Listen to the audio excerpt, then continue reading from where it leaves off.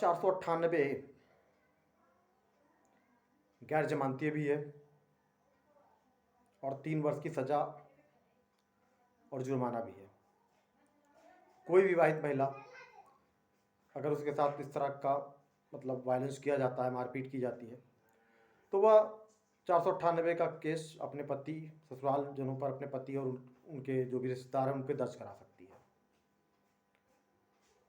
तो अगर केस दर्ज होता है, गैर जमानती है, तो हो सकता है आपको जेल भी जाना पड़े।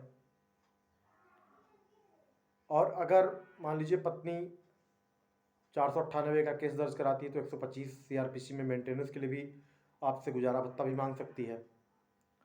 और हिंदू मैरिज एक्ट के सेक्शन 13 में डाइवोर्स की भी मांग कर सकती है। तो डाइवोर्स तो एक अलग चीज़ हो जाएगी, लेकिन 125 CRPC और 498 ये दोनों दंड प्रक्रिया संहिता में है। मतलब 498 IPC में है और 125 CRPC दंड प्रक्रिया संहिता में है। तो दंड प्रक्रिया संहिता कहीं ना कहीं दोनों विधियों पर लागू होती है।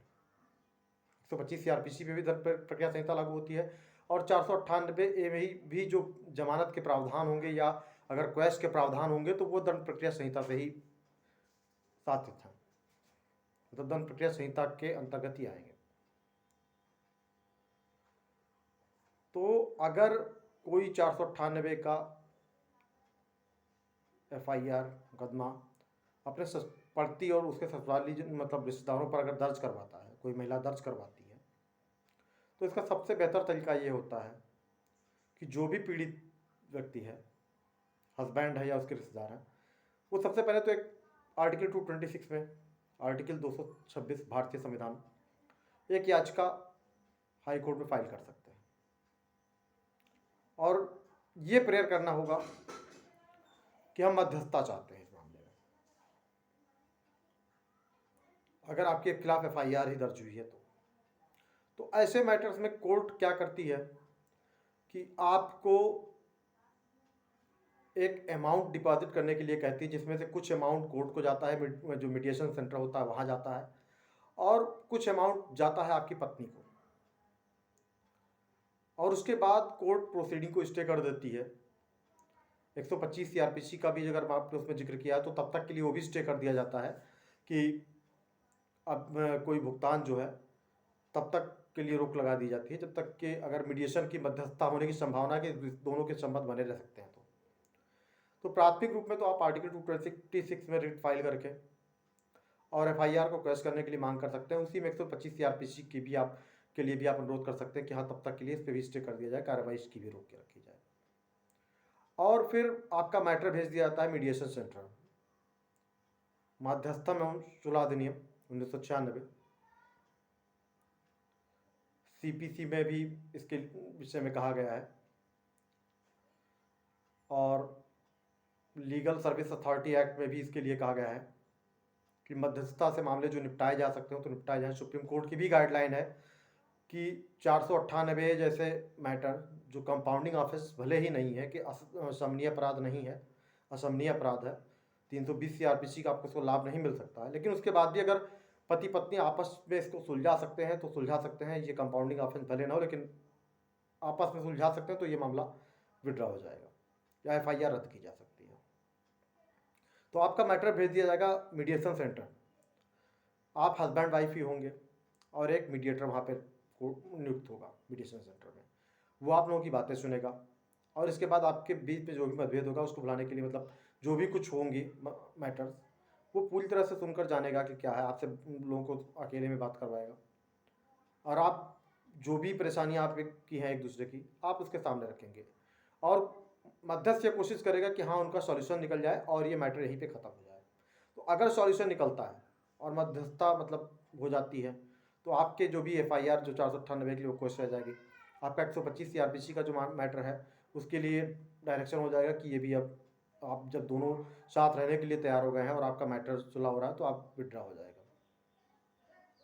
और अगर मान लीजिए FIR दर्ज हो गई है लेकिन चूंकि ऑफेंस जो है 498 का वो 7 साल से कम की सज़ा का प्रावधान है। मान लीजिए अगर आपकी गिरफ्तारी नहीं होती है अप टू चार्जशीट और अगर आरोप पत्र न्यायालय में दाखिल होता है तो आप दंड प्रक्रिया संहिता की धारा 482 में आप चार्जशीट रद्द करने के लिए, FIR रद्द करने के लिए उच्च न्यायालय में आवेदन कर सकते हैं। वहाँ भी सेम प्रोसेस लागू होगा। जो प्रोसेस रिट में आपको है, डिवीज़न बेंच जो करेगी वही आपको फॉलो करना पड़ेगा। सेम प्रोसीजर फॉलो होगा। मीडिएशन के लिए एक कॉस्ट जमा होगी और हस्बैंड वाइफ को मीडिएशन के लिए भेज दिया जाएगा। कि न्यायालय का यह प्रयास होता है कि अंतिम समय तक पति पत्नी के जो भी मामले हों ये आपसी सुलह सहमति से ही निपट जाएं, संबंध न टूटे। न्यायालय भरसक प्रयास करती है। इसीलिए आप अगर डाइवोर्स के लिए भी अप्लाई करते हैं तो भले ही डायरेक्शन सुप्रीम कोर्ट भी हैं, लेकिन उसके बाद भी उसमें पोलाइटली कहीं ना कहीं थोड़ा सा न्यायपालिका या जो भी कोर्ट होती है वह विचार करती है कि हाँ किसी तरह से यह मैटर सुलझ जाए आपसी सुलह समझौते से, और एक अवसर दिया जाता है कि 6 महीने का या साल भर का जो भी समय है आप विचार कर लीजिए, पुनर्विचार करके तब आइए। तो इसलिए 498 के अपराध में भी ये है कि न्यायपालिका यह सोचती है कि हाँ अगर ये मध्यस्थता से निपट जाता तो एक घर नहीं टूटेगा। और हो सकता है बहुत छोटे से मैटर्स हों। हमने बहुत से ऐसे मैटर्स देखे हुए हैं कोर्ट में, बहुत से मैटर्स की आर्गूमेंट हमने की है और जिसमें मीडिएशन करवाई है, एट लास्ट मामला पूरी तरह सेटल्ड हो गया है, पति पत्नी साथ रहने लगे। कुछ एक मैटर तो ऐसे थे जो 1 से 2 डेट पे ही बिल्कुल से सॉर्ट आउट हो गए, आपसी सुलह समझौता से मामले निपट गए। तो फ्रेंड्स, जरूरी नहीं है कि आप हस्बैंड वाइफ हैं तो आप अलग ही हो जाएं किसी कारण से। आपके छोटे मोटे मतभेद हैं, आप उनको बैठ के खुद ही सुलझा सकते हैं। उत्तर प्रदेश राज्य में जिला मुख्यालयों पर परिवार परामर्श कल्याण केंद्र का आयोजन किया जाता है। ये लगभग हर संडे होता है। किसी कारण से कभी किसी रविवार को ना हो तो अलग बात है, आयोजित ना हो, नहीं तो परिवार परामर्श केंद्र आयोजित किया जाता है। वहाँ विधि के, पुलिस के साथ साथ शिक्षाविद भी, जो टीचर्स हैं, योग्य हैं, उनको बैठाला जाता है पैनल में, और वो लोगों की बातें सुनते, मध्यस्थता कराते हैं। बहुत से मैटर वहाँ सॉर्ट आउट हो जाते हैं, निपट जाते हैं। शायद वो मतलब एक लिमिट ही रहती है उनकी कि वो मैटर्स पुलिस में भी 498 या DB एक्ट फाइल भी नहीं होता है उनका, 125 CRPC भी फाइल नहीं होता है, डाइवोर्स भी फाइल नहीं होता है। उससे पहले ही परिवार परामर्श केंद्र में ही निपट जाते हैं, हल हो जाते हैं। तो आप अगर चाहते हैं कि हाँ वैवाहिक मामले इस तरह से आप निपटाना चाहते हैं तो बहुत बेहतर है, आप हल कर सकते हैं इन मसलों का। ऐसा कोई इसमें मैटर नहीं है कि जो आप मतलब कहीं ना कहीं मध्यस्थता से इसका हल नहीं निकाला जा सकता है। तो फ्रेंड्स, अगर वीडियो पसंद आई हो तो वीडियो को लाइक करें, और अगर आपको ऐसी जानकारी वाले वीडियो चाहिए तो आप चैनल को सब्सक्राइब करें, और आपको अगर कोई और सजेशन चाहिए तो आप कमेंट कर सकते हैं या मुझे मेल कर सकते हैं। Thank you.